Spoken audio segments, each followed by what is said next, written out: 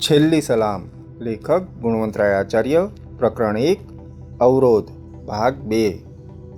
ઠીક, ત્યારે તમે હવે સમજ્યા કે મારું નામ માવજીભાઈ. આપણી દુકાન કાપડની. હાથીના દાંત ચાવવાને દેખાડવાના જુદા, એ તો જગજાહેર વાત છે.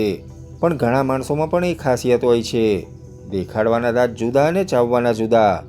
માવજીભાઈના દેખાડવાના દાંત એટલે ભાઈ ખલ્લા માનો તો લાલબાગ લત્તો, ને લાલબાગ માનો તો ભાઈ ખલ્લા કહેવાય એવા સ્થળે જાહેર માર્ગ ઉપર કાપડની દુકાન.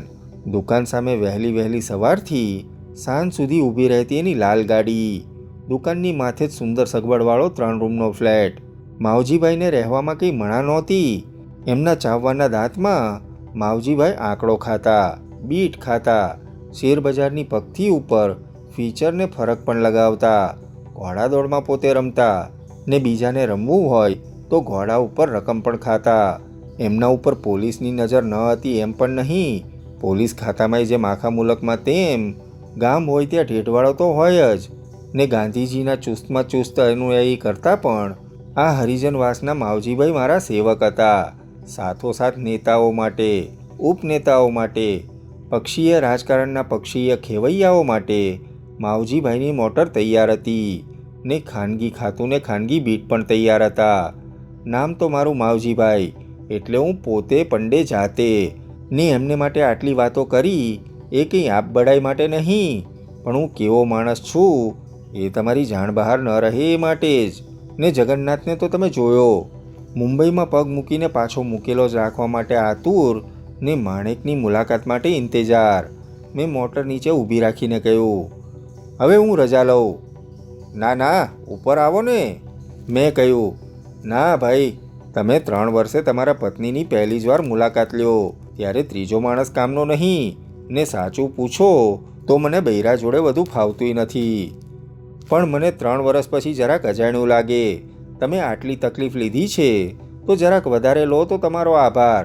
3 વર્ષમાં તો મને રોજ માણેકના સ્વપ્ન આવ્યા કરતા, પણ હવે આજ તમે સમજો છો ને? હું હસ્યો. હું ક્યાંથી સમજું ભાઈ, હું પરણ્યો નથી ને પરણવાનોય નથી. તો પણ મારે ખાતર. મારે? આ જગન્નાથ પણ ગાંડો જ હતો ને. ભલા મારે ને એને ક્યાં સંબંધ ફાટી જતો હતો? હા, ક્યારેક એ મારી દુકાને આંકડો લગાવીને પૈસા આપી જતો ખરો.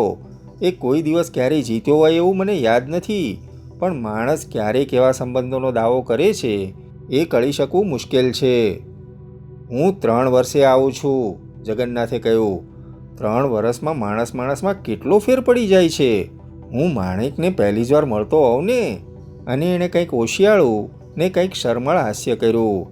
મેં કહ્યું, ભલે, પણ ભલા માણસ, પરદેશમાં જઈને તમે કંઈ શીખી નથી આવ્યા? શીખી આવું? શું? વાહ, આફ્રિકા જેવડો મુલક છે, ને મેં સાંભળ્યું છે કે ત્યાં 100-150 વર્ષથી દેશમાં એક દિવસ પણ આવ્યો નથી. ને જેમણે ને જેમના છોકરાના છોકરાઓએ આ દેશના ઝાડવા જોયા નથી એવા સેંકડો કુટુંબો વસે છે. ને એવા કુટુંબમાંથી બધાને જ કોઈની ઓળખાણ પણ થઈ જ જાય છે. પહેલી કહેવત છે ને, દરિયા પાર જનારાને તો બંદરે એક પત્ની હોય છે. બીજાને હશે, મારે નથી, નહોતી ને હોવાની નથી, સમજ્યા? મને માણેકની યાદથી સંતોષ છે. તો પછી આટલા ડરપોક કેમ થાવ છો? હું પરણ્યો તો નથી એટલે મને કંઈ ઝાઝી તો ખબર નથી, પણ તમારા સિવાય બીજા કોઈ મરદને પોતાની પત્નીથી આટલી સાદી વાતમાં ડરતો જોયો નથી. તમને શું સમજાવું? માણેક મારે મન કેવળ પત્ની નથી, મારા હૃદય મંદિરની દેવી છે. તમને પરણે કેટલા વર્ષ થયા? મેં જરા હસીને પૂછ્યું. 5 થાય તોય મારો મત એ જ હશે. તમે માણેકને ઓળખતા નથી. ક્યાંથી ઓળખો? પણ હું તો ઓળખું ને. મારા હસવાને મેં દબાવ્યું, ને મારા હસવાનો મર્મ એને ક્યાંથી સમજાય? બાપડો 3 વર્ષ પછી આવતો હતો, ને પરણેલાની દુનિયામાં 3 વર્ષ શું, 3 દિવસમાં શું, 3 કલાકમાં કેવા ગજબના ફેરફાર થાય છે એ જાણતો ન હતો. મેં કહ્યું, હવે ગાંડા કાઢોમાં, ચાલો હું તમને ઉપર મૂકી જાઉં છું.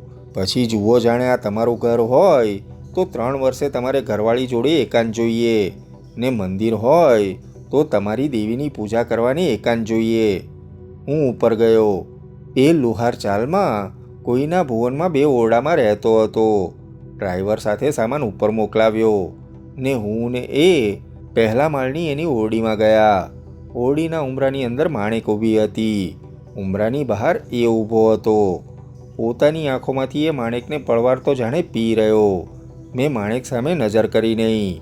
કરવાની મારી હામ ન ચાલી. ઓહો, એ અંદર આવતા બોલ્યો, ટેલિફોન છે ને? ટેલિફોન તો હોય જ ને, મેં કહ્યું. પતિ ઓફિસમાં ક્યાં ઓછું કમાતા હતા. હા હા, ને એ વાત પણ ખરી. ને ટેલિફોન હોય તો એકલું ન લાગે. એકલવાયું લાગે તો ગમે તેની સાથે વાત પણ કરાય ને. માણેક, તે ફોન લીધો એ બહુ સારું કર્યું. મારે તો એને બબૂચક કહેવો કે ધોતળ કહેવો કે શું કહેવો? આંધળો કહું તો ચાલશે. કહે છે ને કે પ્રેમ આંધળો છે. માણેક ડિયર, ભાઈ આફ્રિકા જઈને અંગ્રેજ સોસાયટીનો એઠવાડ શીખી લાવ્યા હતા. એનો પરચો આપતા બોલ્યા. ડિયર માવજીભાઈ બાપડા ઠેઠ બંદરે આવ્યા હતા ને 2 કલાક 3 કલાકને ધક્કે ચડ્યા હતા. એને ચા તો પા જરા. ત્રાહિત માણસની હાજરીમાં એને પહેલી મુલાકાતનો સંશય નડ્યો નહીં. એ ચા મેં કેમ પીધી, મેં ક્યારે રજા લીધી ને ક્યારે હું મારા મકાન ઉપર આવ્યો એની મને ખબર નથી. હું માવજીભાઈ ક્યારેય આવો અસ્વસ્થ થયો ન હતો. પરંતુ ગમે એટલો અસ્વસ્થ હોઉં તો પણ એક વાતની મને ખાતરી હતી. મેં માણેક સામે એક નજર પણ નાખી ન હતી. માણેક ક્યારેક ક્યારેક મારી સામે જોતી હતી, પરંતુ મેં ઊંચી નજર સરખી કરી ન હતી. ભોળા માણસો ખરેખર ભોળા ને વિશ્વાસુ હોય છે કે એ લોકો ભોળપણાનું નાટક કરીને ત્રાસી આંખે બધું ચૂપચાપ જોતા હોય છે. એવું આજ પણ કહી શકતો નથી. જુઓ ને સબ ઇન્સ્પેક્ટર ભોલાસિંહ, એ નામ પ્રમાણે ભોળો હતો, એટલે કે એના ચહેરા મોહરા રીતભાતથી મેં એમ માનવાની ભૂલ કરી હતી. જુઓ તો જાણે ખાપણજણ, બહુ જ ઊંચો, જાણે વાંસળો કપડાં પહેરીને આવતો હોય ને બહુ ઊંચા માણસો અક્કલના ઓથમીર હોય છે, એ મારો મત હતો. ભોળો ને ભલમનસાઈ ભરેલો ચહેરો એવો તો લાગે કે જાણે પેટ છૂટી તમામ વાતો એને કરી દઈએ. લાંબી ભરાવદાર મૂછ. તે બીજા સિપાહીભાઈની જેમ વળ ચડાવેલી કે આંકડા ચડાવેલી નહીં, પણ એમને એમ છેક હડપચી નીચે બીજના ચંદ્રના ખૂણાની જેમ આવે એવી.